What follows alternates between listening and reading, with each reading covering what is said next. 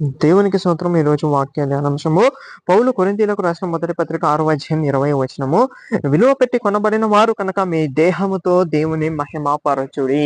చూడండి, మనము విలువ పెట్టి కొనబడిన వారు. యేసుక్రీస్తు ప్రభు రక్తాన్ని పెట్టి ప్రాణాన్ని పెట్టి మనల్ని కొనుక్కున్నారు కాబట్టి మన దేహముతో ఇకనైనను ఆ ప్రాచీనమైనటువంటి పనులని వదిలేసి, ప్రాచీన స్వభావాన్ని వదిలేసి, లోక సంబంధమైనటువంటి జీవితాన్ని వదిలేసి, లోక సంబంధమైనటువంటి కార్యములను వదిలేసి, లోక సంబంధమైనటువంటి తలంపులను, చూపులను, లోక సంబంధమైనవి విని ఉన్నాము. ఆ వినే వాటిని, మాట్లాడే వాటిని అన్నిటినీ వదిలేసి నూతన స్వభావాన్ని ధరించుకొని క్రీస్తు శక్తితో, క్రీస్తు బలముతో మనము ముందుకి నడవాలి, పరిశుద్ధంగా ఉండాలి.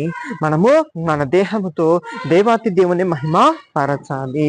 గుర్తుపెట్టుకొని పౌలు భక్తుడు అంటున్నారు, మీరు తినినను, పడుకున్నను, లేచినను, మరియు నీరు తాగుతున్నాను, ఏ పని చేస్తున్నాను సరే, నీ జాబులోను, నీ ప్రొఫెషన్లోను, నీ వీధిలో, నీ వాడలో, నీ ఇంటిలో, నీ ప్రవర్తన విషయంలో, నీ మాట విషయంలో, చూపు విషయంలో, వినే విషయంలో అన్నిట్లో కూడా దేవాతి దేవుణ్ణి మహిమపరచాలి.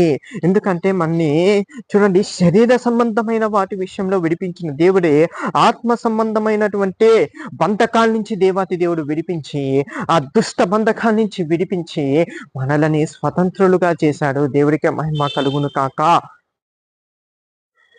కనపడే వాటి కంటే కనపడనివి నిత్యములు, దృశ్యమైన వాటివి కంటే కూడా అదృశ్యమైనవి నిత్యములు. దృశ్యమైనవి గతించిపోతాయి, అదృశ్యమైనవి శాశ్వతంగా ఉంటాయి. ఈ కనపడని శక్తుల నుంచి మనల్ని విడిపించాడు యేసుక్రీస్తు ప్రభు. కనపడనటువంటి ఆ సాతాను బంధకాల నుంచి దేవాతి దేవుడు మనల్ని విడిపించాడు. కాబట్టి మనము మన దేవుణ్ణి ఈ దేహం ద్వారా మహిమపరిచే వారిలాగా ఉండాలి.